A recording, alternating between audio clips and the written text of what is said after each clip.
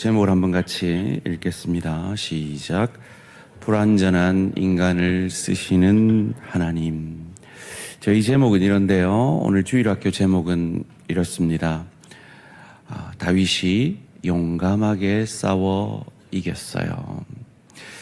우리는 다윗이 골리앗을 이긴 이 유명한 사건을 참 여러 번 설교를 듣고 성경을 읽었을 것입니다. 읽을 때마다 다윗은 참 나랑 차원이 다른 어떤 놀라운 믿음의 사람인 것으로 우리는 여겨왔습니다. 정말 그럴까요? 다윗은 나랑 차원이 다른 어떤 특별한 사람일까요? 우리가 읽지는 않았지만 다윗이 물맷돌 5개를 준비한 것을 압니다. 한 방에 끝낸 다윗이 자신이 없어서였을까요? 왜 5개나 준비를 했을까요? 그리고 굳이 성경은 왜 그것을 우리에게 알려주시는 것일까요? 이스라엘의 이 골칫덩어리 블레셋이 다시 이스라엘을 쳐들어옵니다. 오늘 본문 사무엘상 17장 1절 말씀입니다. 블레셋 사람들이 그들의 군대를 모으고 싸우고자 하여 유다에 속한 소고에 모여 소고와 아세가 사이의 에베스 다밈에 진침해. 지금 어떤 장면이냐면 골짜기 사이를 두고 이쪽은 블레셋, 이쪽은 이스라엘 군대가 진을 치고 40일 동안 기싸움을 하고 있습니다. 왜 또 블레셋이 쳐들어왔을까요? 그 여러 가지 다양한 이유가 있겠지만 추측해 볼 수 있는 이유는 지금 사울이 제정신이 아니다라고 악령에 씌어서 왔다 갔다 한다라는 정보를 듣고 아마 그 틈을 타기 위해서였지 않을까 짐작할 수가 있습니다. 이를 통해서 우리는 무엇을 생각해 볼 수 있을까요? 의사들이 얘기를 합니다. 이렇게 치료하는 의학보다 예방의학이 중요하다라고요. 참 맞는 말씀 같습니다. 아프고 난 이에 치료하는 것보다 아프기 전에 아프지 않도록 예방하는 의학이 중요하죠.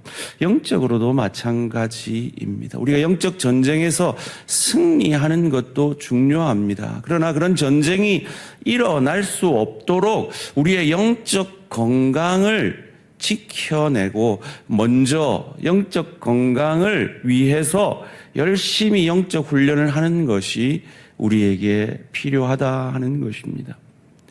왕이 아프니까 이 적들이 틈을 타는 것처럼 우리가 영적으로 준비되어 있지 않으면 우리가 많은 스트레스로 피로로 우리의 몸이 이 면역력이 떨어지면 병균들이 들어와서 우리를 괴롭히듯이 우리가 영적으로 준비되어 있지 않으면 이런 영적 전쟁에 쓰러질 수밖에 없다라는 것이지요. 소원합니다.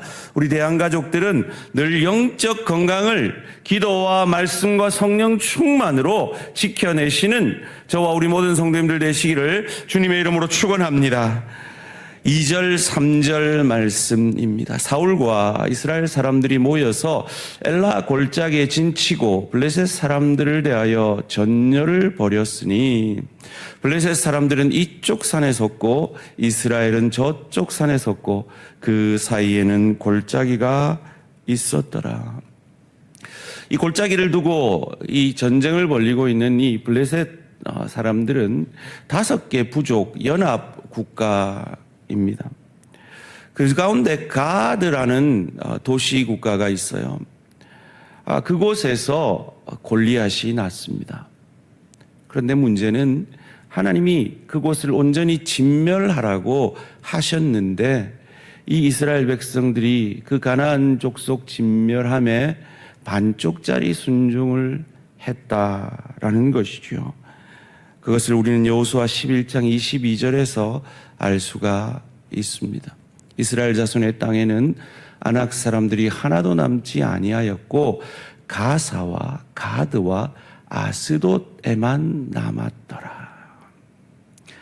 이 가사에서 들릴라가 나왔다라고 말씀드렸죠. 이 가드에서 이 골리앗이 나온 거예요. 그리고 그 아스돗 땅에서 법궤를 빼앗기는 사태가 벌어집니다. 이스라엘이 불순종한 그 열매를 거둔 것이죠.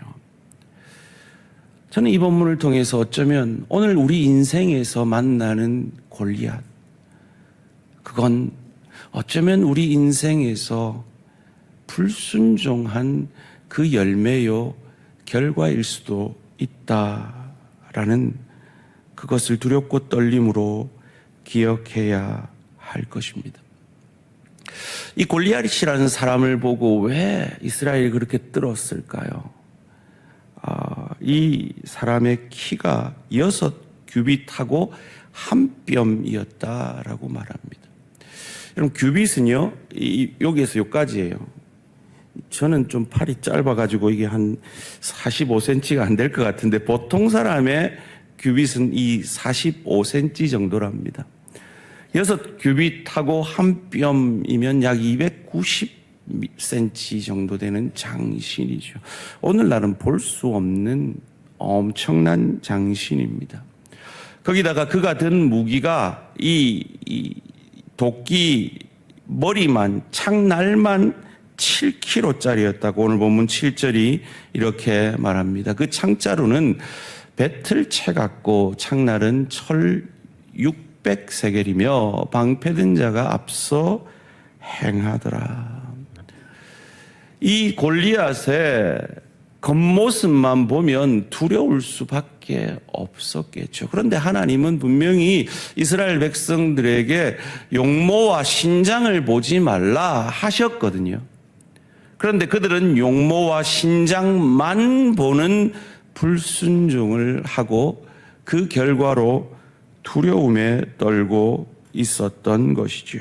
사무엘상 17장 11절과 24절 말씀입니다. 사울과 온 이스라엘이 블레셋 사람의 이 말을 듣고 놀라 크게 두려워하니라. 24절도 이스라엘 모든 사람이 그 사람을 보고 심히 두려워하여 그 앞에서 도망하며.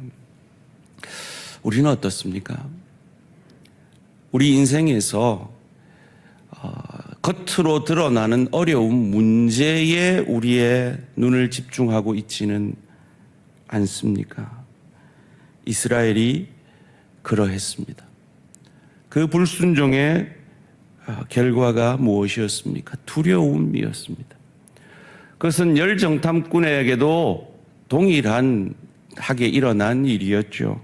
민수기 13장 28절과 32절에서 33절 말씀이 그것을 말해줍니다. 그러나 그 땅 거주민은 강하고 성읍은 견고하고 심히 클 뿐 아니라 거기서 아낙 자손을 보았으며 이스라엘 자손 앞에서 그 정탐한 땅을 악평하여 이르되 우리가 두루 다니며 정탐한 땅은 그 거주민을 삼키는 땅이요 거기서 본 모든 백성은 신장이 장대한 자들이며 거기서 네피림 후손인 아낙 자손의 거인들을 보았나니 우리는 스스로 보기에도 메뚜기 같으니 그들이 보기에도 그와 같았을 것이니라. 문제는 우리에게도 우리 인생의 골리앗이 있다는 겁니다. 우리의 영적 싸움에도 골리앗이 있다라는 겁니다. 그 골리앗에 집중하고 그 골리앗에 주목하면 우리도 두려울 수밖에 없죠. 이스라엘이 그 결과로 얻은 것은 두려움과 통곡과 원망과 후회였던 것처럼 말이죠. 이어지는 민수기 14장 1절 2절 말씀 함께 읽습니다. 시작. 온 회중이 소리를 높여 부르시며 백성이 밤새도록 통곡하였더라.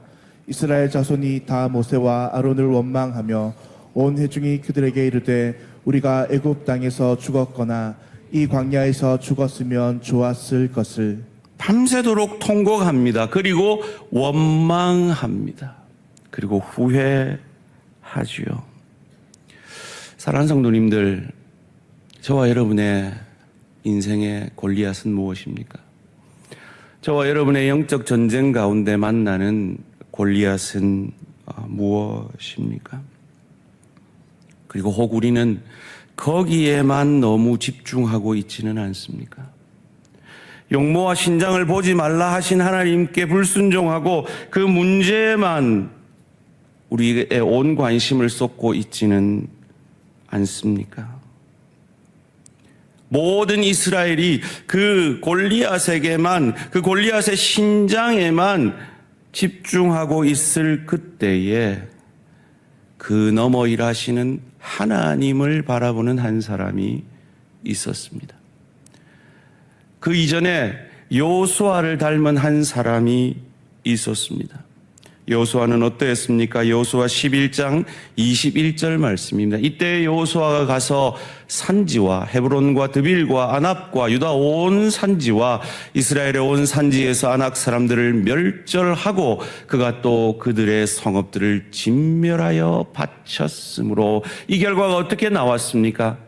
그들의 용모와 신장을 보지 아니하고 그들을 밥으로 우리에게 주겠다 약속하신 하나님을 바라보았기에 이 일이 일어난 것입니다. 동일하게 다윗도 그러합니다. 다윗의 형들 세 사람이 이 전쟁터에 나가 있습니다. 그리고 그 아버지가 전형적인 한 아버지의 모습으로 그 형들에게 식량을 좀 갖다 주고 그 형들의 상관에게 잘 보이기 위해서 뇌물을 좀 갖다 주라 하고 다윗에게 명합니다. 사무엘상 17장 17절 18절 말씀입니다. 이새가 그의 아들 다윗에게 이르되 지금 내 형들을 위하여 이 볶은 곡식 한 에바와 이 떡 10덩어리를 가지고 진영으로 속히 가서 내 형들에게 주고 이 치즈 10덩이를 가져다가 그들의 천부장에게 주고 내 형들의 안부를 살피고 증표를 가져오라. 그 시대에 군대는 얼마나 열악했겠습니까? 그것을 염려해서 아버지가 형들에게 음식을 갖다 주라 합니다. 거기다가 그 상관인 천부장에게 치즈 10덩이를 뇌물로 바쳐서 우리 아들들 좀 잘 봐주십시오 라고 부탁하려고 이 다윗을 보냅니다. 그때 그 진영에 들어선 다윗의 길을 솔깃하게 했던 말을 어떤 군사들이 합니다. 25절 말씀입니다. 이스라엘 사람들이 이르되 너희가 이 올라온 사람을 보았느냐? 참으로 이스라엘을 모욕하러 왔도다. 그를 죽이는 사람은 왕이 많은 재물로 부하게 하고 그의 딸을 그에게 주고 그 아버지의 집을 이스라엘 중에서 세금을 면제하게 하시리라. 지금 골리앗 죽이면 세 가지 상을 약속합니다. 뭐죠? 첫 번째는요, 많은 재물 준대요. 두 번째는요, 왕의 사위 삼아 준대요. 세 번째는요, 세금 면제해 준대요. 엄청난 상이죠. 여러분, 질문을 하나 드리겠습니다. 하나님의 사람, 이 다윗이 이 말에 솔깃했을까요? 안 했을까요? 아유, 우리 현정자매는 솔깃했다 그러는데, 여러분, 솔깃했을까요? 아유, 믿음의 사람인데, 뭐, 그딴 거 필요 없고, 하나님을 위해, 오직 하나님을 위해, 이렇게 나아갔을까요? 사도행전 13장 22절은 다윗을 이렇게 평가합니다. 패하시고 다윗을 왕으로 세우시고 증언하여 이르시되 내가 이새의 아들 다윗을 만나니 내 마음에 맞는 사람이라 내 뜻을 다 이루리라 하시더니 하나님의 마음에 맞는 사람인 다윗이 그런 재물, 그런 왕의 사위 되는 것, 세금 면제해주는 그런 혜택에 솔깃할 리가 없었다라고 우리는 생각합니다. 마치 내가 목회의 길을 가는데 어디 다른 거 생각해. 오직 주님. 내가 장로로 섬기는데 어떻게 다른 거를 생각해. 그냥 오직 교회. 순수한 마음. 내가 권사로 섬기는 거, 내가 6개월 동안 식당 봉사하는 거, 사람들의 칭찬, 수고했단 말, 필요 없어. 그냥 오직 하나님. 내가 전도하면 우리 목사님이 칭찬해 줄 거야. 성도들이 알아줄 거야. 그런 마음 필요 없어. 오직 한 영혼을 구원하는 순수한 마음. 제자훈련하면 내가 중직자 후보가 될 수 있겠지. 그런 마음이 어떻게 들어? 절대로 그러면 안 돼. 그거는 세속적인 마음이야. 중직자 되는 게 뭐가 중요해? 오직 예수의 제자 되기 위해 순수한 마음으로 제자훈련해야지. 이렇게 하는 것처럼 다윗이 했을까요? 26절 말씀 함께 읽습니다. 시작. 다윗이 곁에 서 있는 사람들에게 말하여 이르되 이 블레셋 사람을 죽여 이스라엘의 치욕을 제거하는 사람에게는 어떠한 대우를 하겠느냐.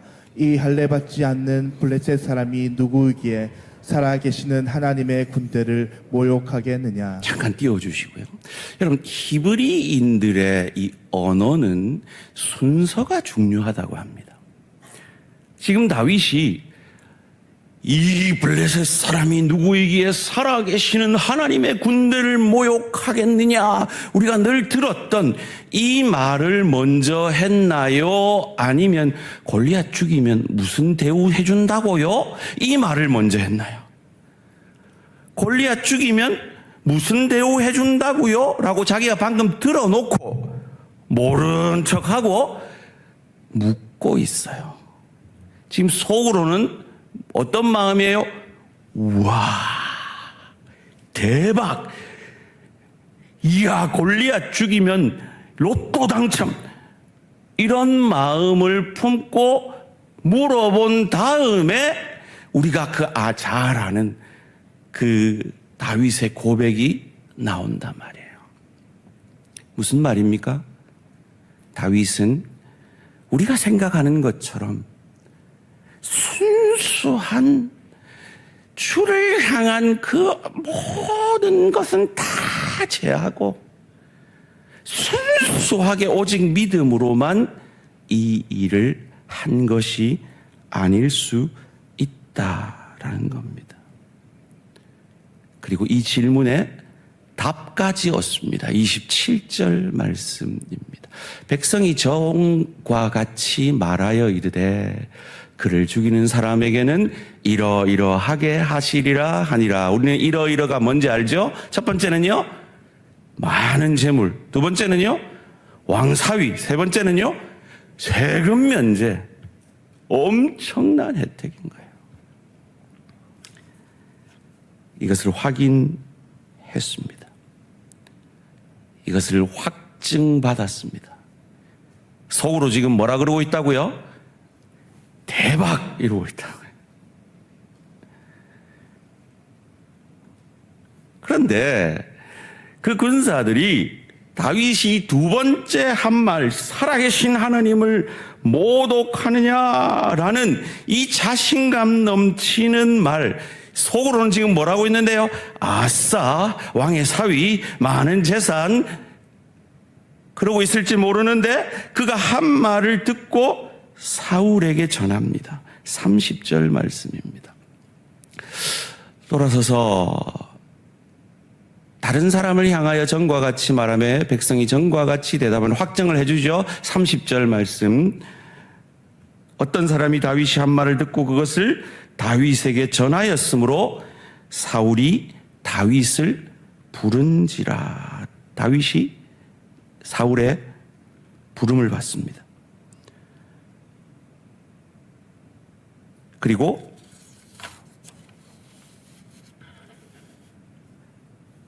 사울에게 나아가죠. 사랑하는 성도님들,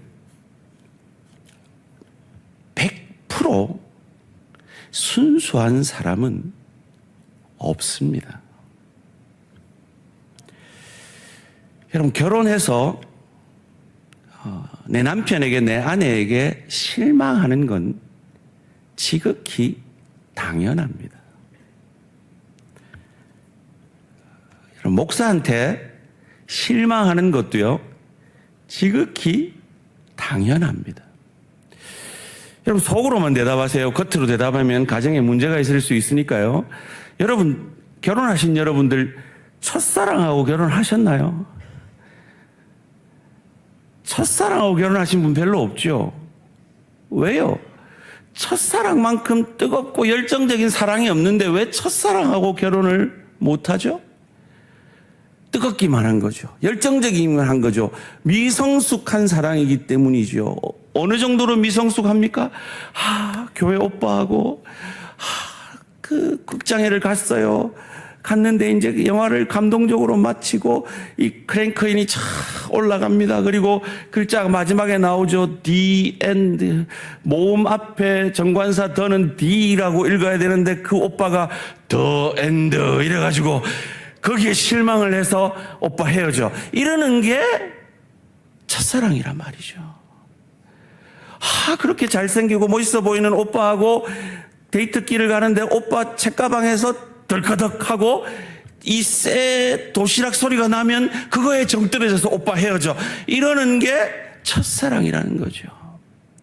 미성숙하기 때문에 가장 열정적이고 순수하지만 이루어질 수 없는 사랑이 첫사랑인 겁니다. 언제 이루어지나요? 그 사랑이 성숙해져서 그 사람의 연약까지도 품어 안을 수 있을 그때의 사랑이 이루어져 가는 것이지요. 사랑하는 성도님들, 크게 한번 아멘해 주시면 좋겠는데요. 100% 내 마음에 맞는 사람은 없음을 믿으시기를 주님의 이름으로 축원합니다. 100% 하나님의 마음에 맞는 사람도 없음을 믿으시기를 주님의 이름으로 축원합니다.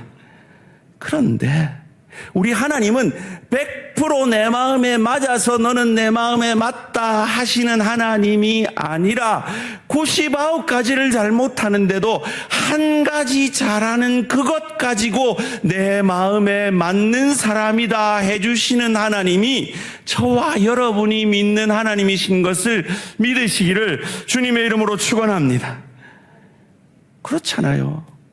여러분, 우리는 어차피 부족해요.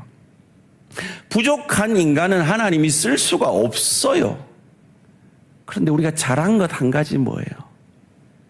내 부족한 거 알고 날 구원하신 예수 그리스도를 나의 구주, 나의 하나님으로 믿고 의지하는 그것 한 가지, 그 믿음 한 가지 보고 부족한 저와 여러분들을 아싸 대박, 아싸 왕의 사위, 이런 마음을 먼저 품었던 그 다윗을 들어 사용하는 것처럼 순수하지 않지만 그 순수하지 않은 마음을 뛰어넘어 믿음으로 주님 앞에 쓰임 받고자 하는 저와 여러분들을 사용하여 주시는 하나님이 우리가 믿는 하나님이신 겁니다.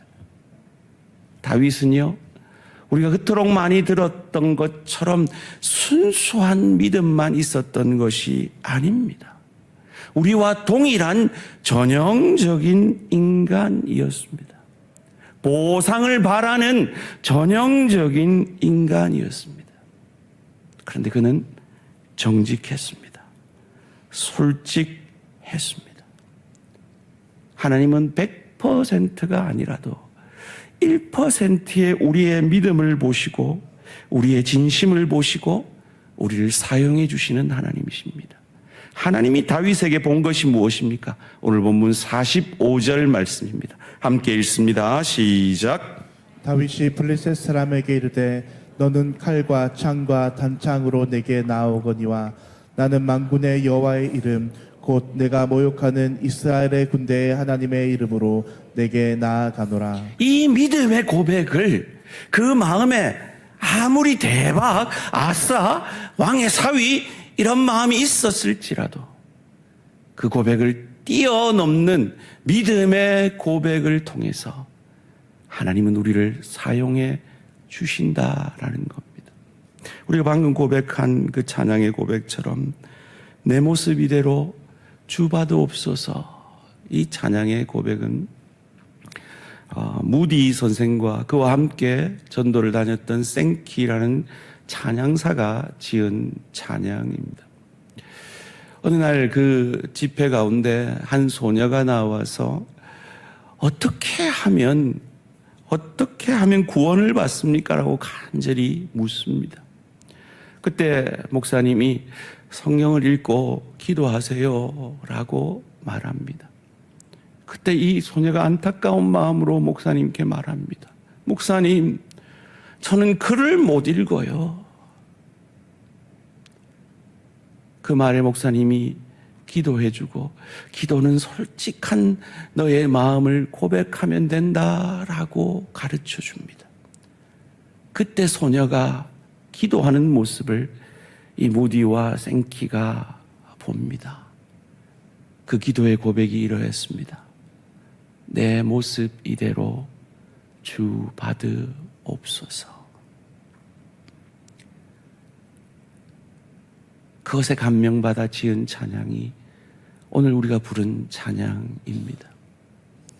그렇습니다. 우리는 부족합니다. 우리는 순수하지도 않습니다. 그런데 하나님은 그런 우리의 모습 이대로 날 구원하신 주님 앞에 드려지는 우리를 통해 우리를 사용하여 주시고 우리를 통해 일하여 주신다 하는 것입니다. 하나님은요, 하나님이 쓰시는 방법은 너무너무 다양합니다. 오늘 하나님이 다윗을 쓰신 것처럼 오늘 하나님은 오늘 본문 가운데 여러 사람을 쓰고 계세요. 아주 전형적인 이기적인 아버지의 모습을 보이는 이 다윗의 아버지 이새도 쓰고 있어요. 오늘 본문 17절, 18절 말씀 함께 읽습니다. 시작.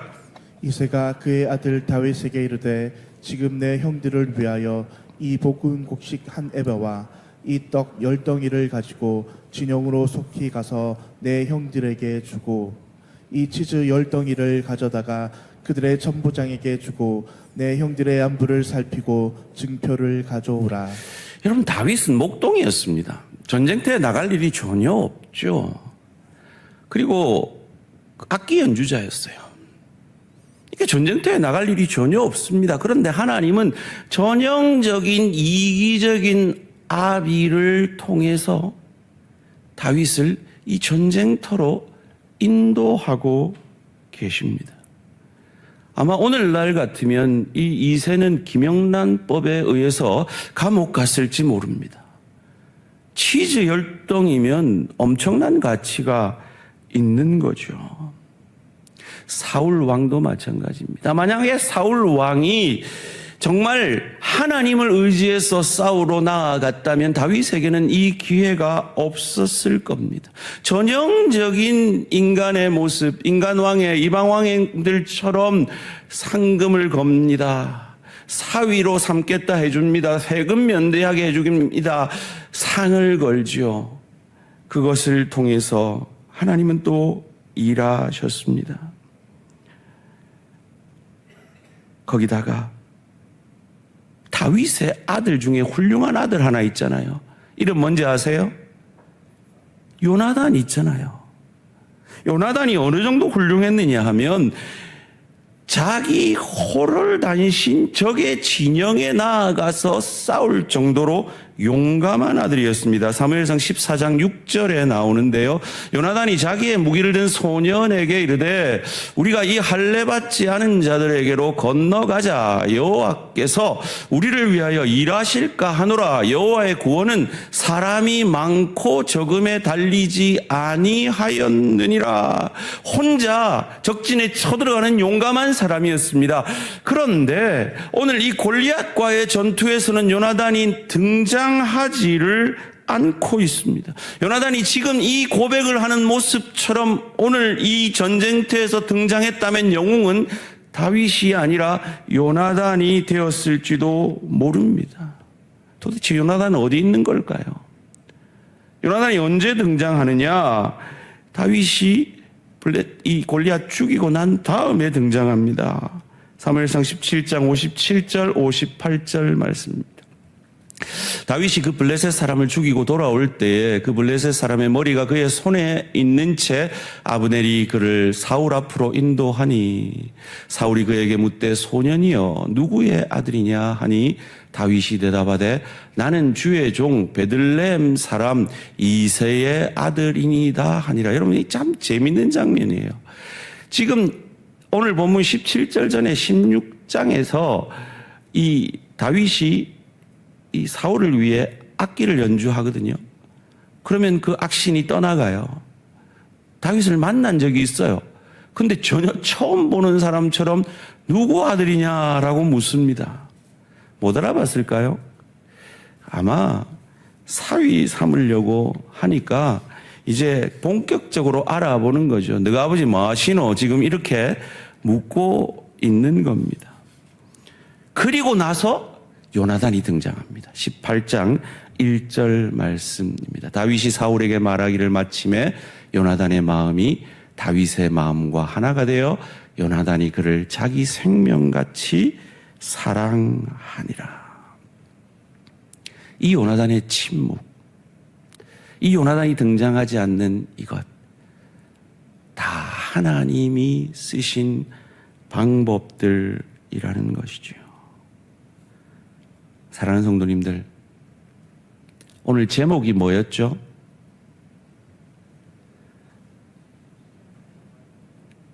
불완전한 인간을 쓰시는 하나님의 역사가 바로 이 역사라는 것입니다.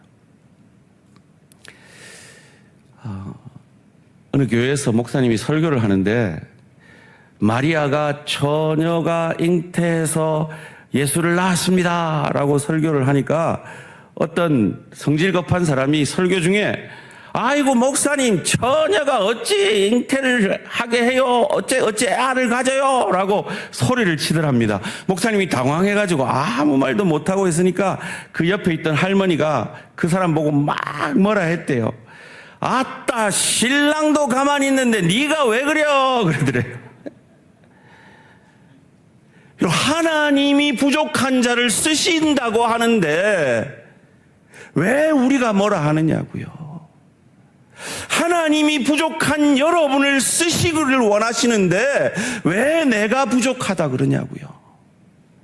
하나님이 부족한 들을 들어 쓰시는데 왜 우리가 그 사람을 향하여 손가락질 하느냐 말이에요. 하나님이 하신다는데. 이 하나님의 역사를 로마서 8장 28절은 이렇게 말합니다. 우리가 알거니와 하나님을 사랑하는 자, 곧 그의 뜻대로 부르심을 입은 자들에게는 모든 것이 합력하여 선을 이루느니라. 왜 요나단을 잠잠케 하시기까지 다윗을 세우셔야 했을까요? 이 다윗의 자손을 통해서 메시아 그리스도를 우리에게 보내셔서 불완전한 우리를 하나님 앞에 완전한 자로 삼으셔서 부족한 99가지를 두고 나의 그 믿음의 고백을 주님 들어 쓰셔서 우리를 사용하시기 위해서였던 겁니다. 그런데 여러분, 어떻게 사용되기를 원하십니까? 이새처럼 사용되기를 원하십니까? 사울 왕처럼 사용되기를 원하십니까? 요나단처럼 사용되기를 원하십니까? 아니면 다윗처럼 하나님 앞에 쓰임 받기를 원하십니까? 그렇다면 사울과 다윗의 차이를 만든 것이 무엇일까요? 사무엘상 16장 13절 말씀 함께 읽습니다. 시작. 사무엘이 기름 뿔병을 가져다가 그의 형제 중에서 그에게 부었더니 이날 이후로 다윗이 여호와의 영에 크게 감동되니라. 사무엘이 떠나서 라마로 가니라. 이날 이후로 여호와의 영에 크게 감동된 결과가 오늘 이 전쟁의 승리였고, 이 과정 속에서 죄인인 다윗은, 이기적인 인간은 큰 상급, 왕의 사위, 세금 면제 충분히 계산할 수 있고, 그것이 동력이 되어질 수도 있지만, 그것을 뛰어넘는, 그 계산을 뛰어넘는 그 하나님을 바라보는 다윗을 하나님은 사용하여 주신 것입니다. 그 계산을 다윗이 어떻게 했는지 사무엘상 17장 37절은 이렇게 말합니다. 또 다윗이 이르되 여호와께서 나를 사자의 발톱과 곰의 발톱에서 건져내셨은즉 나를 이 블레셋 사람의 손에서도 건져내시리이다.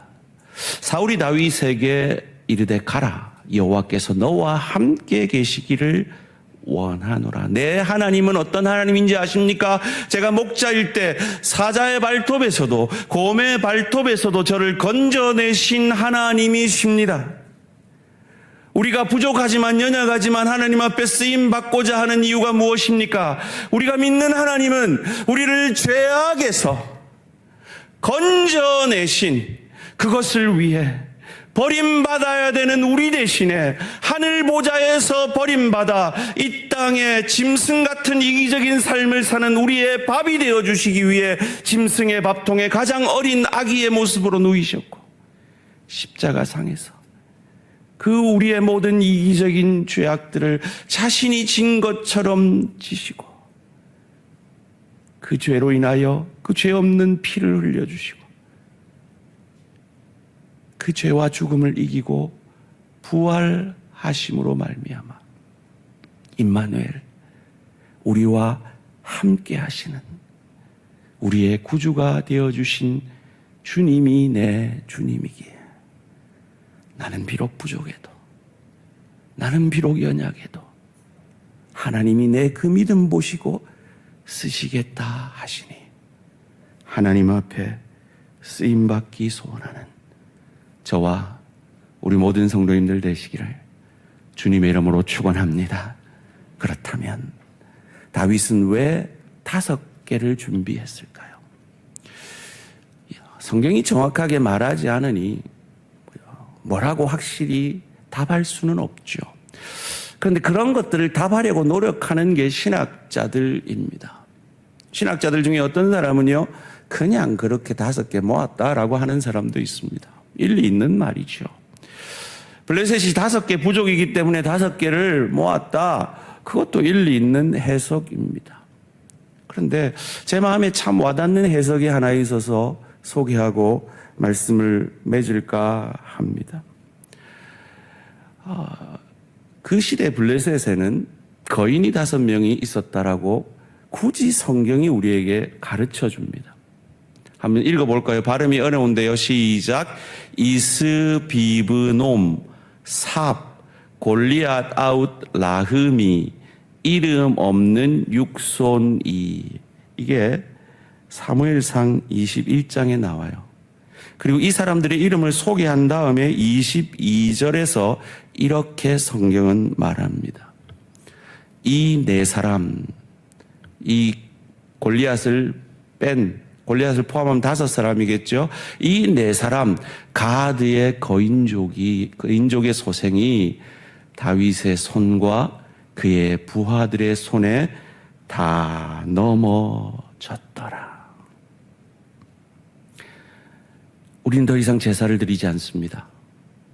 왜요? 하나님이 이 다윗처럼 온전히 죄와 죽음을 이기고 단 한 번 완전한 제사로, 우리 집사님 기도하신 대로 단 한 번 완전한 제사로 저와 여러분의 과거, 현재, 미래의 모든 죄를 온전히 사하셨음을 믿으시기를 주님의 이름으로 축원합니다.